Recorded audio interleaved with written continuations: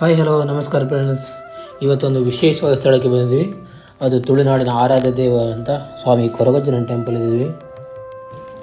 ಅಜ್ಜನ ಆಸ್ಥಾನಕ್ಕೆ ಹೋಗುವ ಮೊದಲು ಕೈಕಾಲನ್ನು ತೊಳ್ಕೊಂಡು ಹೋಗೋದು ನಮ್ಮ ಹಿಂದೂ ಸಂಪ್ರದಾಯದ ರೂಢಿ.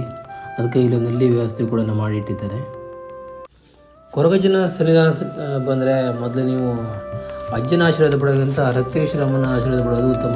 ಯಾಕಂದರೆ ಅಜ್ಜ ಎಷ್ಟೇ ಪ್ರಸಿದ್ಧಿಯಾಗಿದ್ದರೂ ತಾಯಿಗೆ ಮಗ ಅನ್ನೋದು ಮಾತ್ರ ನೆನಪಿಟ್ಟುಕೊಳ್ಳೋದು. ತಾಯಿಯ ಆಶೀರ್ವಾದ ಪಡೆದ ನಂತರ ಅಜ್ಜನ ಆಶೀರ್ವಾದ ಪಡೋದು ಉತ್ತಮ ಅಂತ ನನ್ನ ನಂಬಿಕೆ. ನೀವು ಹೇಗೆ ಮಾಡ್ತೀರಿ ಅಂತ ಗೊತ್ತಿಲ್ಲ, ಆದರೆ ಇಲ್ಲೆಲ್ಲ ಬಂದರೂ ಕೂಡ ಮೊದಲು ತಾಯಿಯ ಆಶೀರ್ವಾದನ ಪಡ್ಕೊಂಡೆ ನೆಕ್ಸ್ಟ್ ಮುಂದೆ ಕೊರಗಜ್ಜನ ಸನ್ನಿಧಾನಕ್ಕೆ ಹೋಗ್ತಾರೆ. ನೀವು ಕೂಡ ಹಾಗೆ ಮಾಡಿ.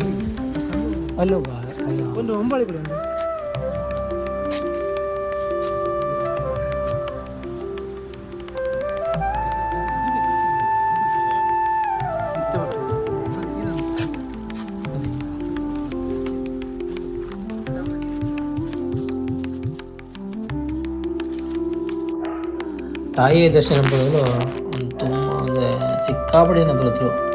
ಆದರೆ ಇಲ್ಲಿ ನೋಡಿ, ಈಗ ರಕ್ತೇಶ್ವರಮ್ಮನ ಸ್ಥಳದ ಮುಂದೆ ಅಂದರೆ ಈಗ ಹೋಗ್ತಾ ಬಲಗಡೆನೆ ಅಜ್ಜನ ಸ್ಥಳ ಇರ್ತದೆ.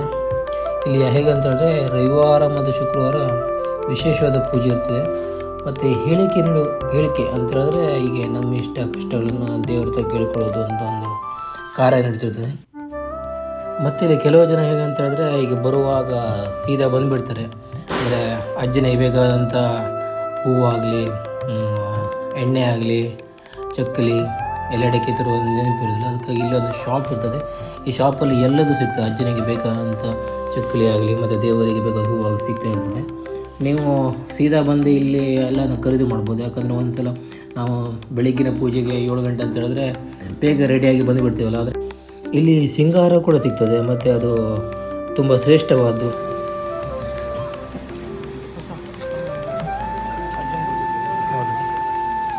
Brandy, ಅಜ್ಜನಿಗೆ brandy.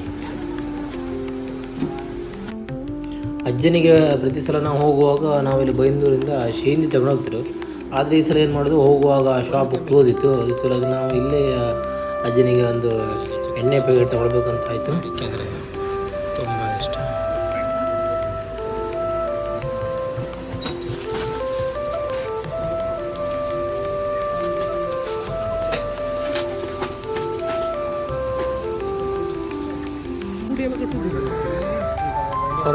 ಕೊರಗಜ್ಜ ಎಷ್ಟೇ ಫೇಮಸ್ ಆದರೂ ಕೂಡ ಮೊದಲ ಪೂಜೆ ಮಾತ್ರ ತಾಯಿ.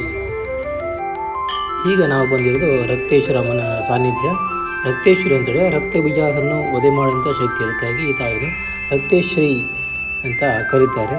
ಮತ್ತು ಇಲ್ಲಿ ಈ ತಾಯಿಯು ನಂಬಿ ಬಂದ ಭಕ್ತರ ಸಕಲ ಕಷ್ಟಗಳನ್ನು ಮತ್ತು ಅವರ ಆರೋಗ್ಯದ ಸಮಸ್ಯೆಗಳನ್ನು ಪರಿಹರಿಸಲು ನೆಲೆ ನಿಂತಿದ್ದಾರೆ. ಮತ್ತು ರಕ್ತೇಶ್ವರಮ್ಮನ ಕಾಯಲು ಇಲ್ಲಿ ಮುಂದೆಯೇ ಬಲಗಡೆಯಲ್ಲಿ ಸ್ವಾಮಿ ಕೊರಗಜ್ಜ ನೆಲೆ ನಿಂತಾನೆ.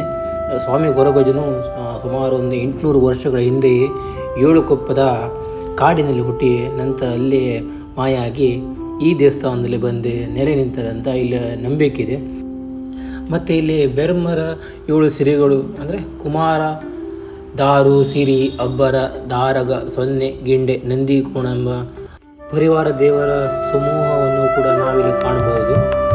ಮತ್ತು ಈ ದೇವಸ್ಥಾನವನ್ನು ನಮ್ಮ ರಕ್ತೇಶ್ವರಿ ಅಮ್ಮನ ದೇವಸ್ಥಾನದ ಪಕ್ಕದಲ್ಲಿ ನಿರ್ಮಿಸಿಟ್ಟಿದ್ದಾರೆ. ಇಲ್ಲಿ ಅಂದರೆ ದೇವಸ್ಥಾನ ಜೀರ್ಣೋದ್ಧಾರ ಕ್ರಿಯೆ ನಡೀತಾ ಉಂಟು. ಹೀಗೆ ಸ್ವಲ್ಪ ದಿನದಲ್ಲಿ ಇಲ್ಲಿ ದೇವಸ್ಥಾನ ರೆಡಿ ಆಗುತ್ತೆ. ಆವಾಗ ಎಲ್ಲ ದೇವರನ್ನು ಅದೇ ಪೀಠದಲ್ಲಿ ಕುಳಿಸುವಂಥ ವ್ಯವಸ್ಥೆ ಕೂಡ ಆಗುತ್ತೆ. ಇದಾದ ನಂತರ ಹೀಗೆ ಸ್ವಲ್ಪ ದಿನದಲ್ಲಿ ಇಲ್ಲಿ ಕೋಲ ಸ್ಟಾರ್ಟ್ ಆಗುತ್ತೆ. ಕೋಲ ಹೇಗಂತೇಳಿ ಹೀಗೆ ಅದು ಬುಕ್ಕಿಂಗೇ ಕೂಡ ಸುಮಾರು ಒಂದು 3 ವರ್ಷಗಳ ತನಕ ಬುಕ್ಕಿಂಗ್ ಆಗಿದೆ. ಇನ್ನು ನೆಕ್ಸ್ಟ್ ಯಾರಾದರೂ ಕೋಲ ಮಾಡಿಸ್ಬೇಕಂತ ಹೇಳಿದ್ರೆ ಅದು 3 ವರ್ಷ ನಂತರ ದಿನಗಳು ಅವರಿಗೆ ಸಿಗ್ತಾ ಹೋಗ್ತದೆ.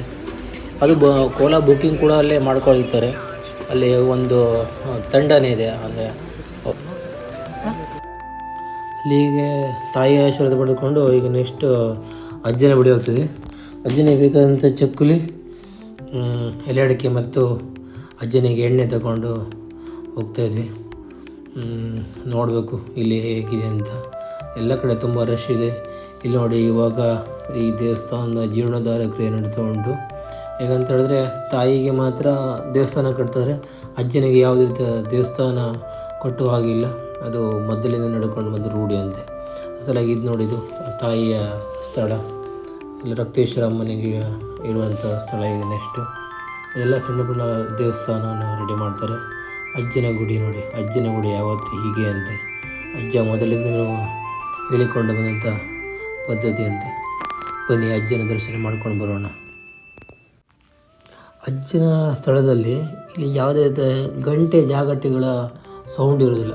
ಅಜ್ಜನ ದೇವಾಲಯ ಆಗಲಿ ಅಥವಾ ರಕ್ತೇಶ್ವರ ದೇವಾಲಯ ಆಗಲಿ, ಇದು ನೋಡಿ ಇದು ಮೇಲೆ ಹೇಗೆ ಅಂತ ಹೇಳಿದ್ರೆ ತೆಂಗಿನ ಗರಿ, ನಮ್ಮ ಕಡೆ ಮಡ್ಲು ಅಂತ ಹೇಳ್ತಾರೆ, ಅದರಿಂದ ಒಂದು ಚಪ್ಪರ ಮಾಡಿದ್ರೆ, ಮತ್ತು ಇದು ಕೊರಗಜ್ಜನ ಸ್ಥಳದಲ್ಲಿ ದಿನದ ಪಂಚಾಂಗ ಕೂಡ ಬರೆದಿಡ್ತಾರೆ. ಮತ್ತು ಈ ಅಜ್ಜನಿಗೆ ನಾವು ಏನಂತಿದ್ದೀವಲ್ಲ ಎಲೆ ಮೆಚಕ್ಕಲಿ, ಅದನ್ನು ಹೀಗೆ ಈ ಥರ ಹೀಗೆ ಕೈಯಲ್ಲಿ ಹೀಗೆ ಇಟ್ಕೊಂಡು ಅಜ್ಜನ ಮುಂದೆ ನಂಬಿಕೆಯಿಂದ ಪ್ರಾರ್ಥನೆ ಮಾಡಿಕೊಳ್ಳೋದು. ಈಗ ಎಲ್ಲರೂ ನಾವು ರೆಡಿ ಆಗ್ತಿದ್ವಿ. ಇವಾಗ ಅಜ್ಜನ ಮುಂದೆ ನಿಂತ್ಕೊಂಡು ಅಜ್ಜನ ದರ್ಶನ ಮಾಡಿಕೊಳ್ಳೋಣ ಬನ್ನಿ. ಜಗತ್ತಿನಲ್ಲಿ ಒಂದು ಚಕ್ಕುಲಿ ಮತ್ತು ಎಲೆ ಅಡಿಕೆಗೆ ಒಲಿಯುವಂಥ ಏಕೈಕ ಒಂದು ಅದ್ಭುತವಾದ ಶಕ್ತಿ ಅಂದರೆ ಕೊರಗಜ್ಜ. ಕೊರಗಜ್ಜನ ಶಿವನನ್ನು ಕೊನೆಯ ಗಣ ಅಂತ ಇಲ್ಲಿ ಕರೀತಾರೆ. ಅಜ್ಜ ಅಂದರೆ ಕೆಲವರು ಅಂತಂದರೆ ಓಲ್ಡ್ ಮ್ಯಾನ್ ಅಂತ ತಿಳ್ಕೊಬಿಡ್ತಾರೆ. ಅಜ್ಜ ಅಂದರೆ ಹಾಗಲ್ಲ, ಅಜ್ಜ ಅಂದರೆ ಅಪ್ಪನಿಗೆ ಅಪ್ಪ, ಅಂದರೆ ಪವಾಡದಲ್ಲಿ ದೊಡ್ಡವರು ಅಂತ ಒಂದು ನಂಬಿಕೆ. ಅದರ ಸಲುವಾಗಿ ಅದನ್ನು ಗೌರವ ಸೂಚಕವಾಗಿ ಅಜ್ಜ ಅಂತೇಳಕ್ಕೆ ಇಲ್ಲಿ ಕರೀತಾರೆ. ಮತ್ತು ಅಜ್ಜನ ಪಕ್ಕದಲ್ಲಿ ಒಂದು ಕಲ್ಲಿದೆ, ಅದನ್ನು ನೀವು ಇಲ್ಲಿ ನೋಡ್ಬೋದು. ಅದಕ್ಕೆ ಗುಳಿಗ ಅಂತ ಕರೀತಾರೆ. ಗುಳಿಗ ಅಂದರೆ ಶಿವನ ಬೆವರು ಮತ್ತು ಭಸ್ಮದ ಮುದ್ದೆ, ಅಂದರೆ ಉಂಡೆ ಆಕಾರದಲ್ಲಿ ಹುಟ್ಟು ಬಂಥ ಒಂದು ಉಗ್ರ ರೂಪವಾದ ಒಂದು ಮಾಯೆ. ಗುಳಿಗದ ಹೇಗೆ ಅಂತ ಹೇಳಿದ್ರೆ ಅದು ತುಂಬ ಉಗ್ರ ಶಕ್ತಿ, ಅಂದರೆ ತಪ್ಪು ಮಾಡೋದನ್ನು ದಂಡಿಸುವ ಕಾರ್ಯ ಗುಳಿಗ ದೇವರಿಗೆ ಮಾತ್ರ ಇದೆ. ಆದರೆ ಕೊರಗಜ್ಜ ಆಗಲ್ಲ, ನಂಬಿ ಬಂದ ಭಕ್ತರನ್ನು ಕಾಪಾಡುವಂಥ ಶಾಂತ ರೂಪವಾದ ಶಕ್ತಿ. ಅದಕ್ಕಾಗಿ ಎಲ್ಲರೂ ಕೂಡ ಕೊರಗಜ್ಜನ ಅಷ್ಟೊಂದು ನಂಬಿಕೊಂಡು ಬರ್ತಾರೆ. ಅಜ್ಜನ ಗುಡಿಯ ಪಕ್ಕದಲ್ಲಿ ಕೂಡ ಹೂವಿನ ಪ್ರಸಾದ ಕೂಡ ವಿತರಣೆ ಮಾಡ್ತಾರೆ. ಮತ್ತು ಇಲ್ಲಿ ಒಂದು ವಾಟ್ಸಪ್ ಗ್ರೂಪಿಗೆ ನಮ್ಮನ್ನು ಆ್ಯಡ್ ಮಾಡಿ ಇಟ್ಕೊಳ್ತಾರೆ, ಯಾಕಂದರೆ ಡೈಲಿ ಆಗುವಂಥ ಅಲಂಕಾರವನ್ನು ನಮಗೆ ಗ್ರೂಪಲ್ಲಿ ಕಳಿಸ್ತಾ ಇರ್ತಾರೆ. ದೇವಸ್ಥಾನದಲ್ಲಿ ತುಂಬ ವೀಡಿಯೋ ಮಾಡೋಕ್ಕಾಗಿಲ್ಲ, ಅದಕ್ಕಾಗಿ ಇಲ್ಲಿಗೆ ಈ ವಿಡಿಯೋನ ಸ್ಟಾಪ್ ಮಾಡ್ತಿದ್ದೀನಿ. ಎಲ್ಲರಿಗೂ ಈ ವಿಡಿಯೋ ಇಷ್ಟ ಆಯಿತು ಅಂದ್ಕೊಂಡಿದ್ದೀನಿ. ಮತ್ತೆ ಮುಂದಿನ ಹೊಸ ವಿಡಿಯೋ ಸಿಗ್ತೀನಿ. ಅಲ್ಲಿ ತನಕ ತಾತ ಟೇಕ್ ಕೇರ್, ಬಾಯ್ ಬಾಯ್. ಯಾರೆಲ್ಲ ಇನ್ನೂ ಕೂಡ ನನ್ನ ಪೇಜನ್ನು ಫಾಲೋ ಮಾಡ್ತಿಲ್ಲ ಬೇಗ ಫಾಲೋ ಮಾಡ್ಕೊಳ್ಳಿ, ಲೈಕ್ ಮಾಡಿ, ಶೇರ್ ಮಾಡಿ, ಸಬ್ಸ್ಕ್ರೈಬ್ ಮಾಡಿ.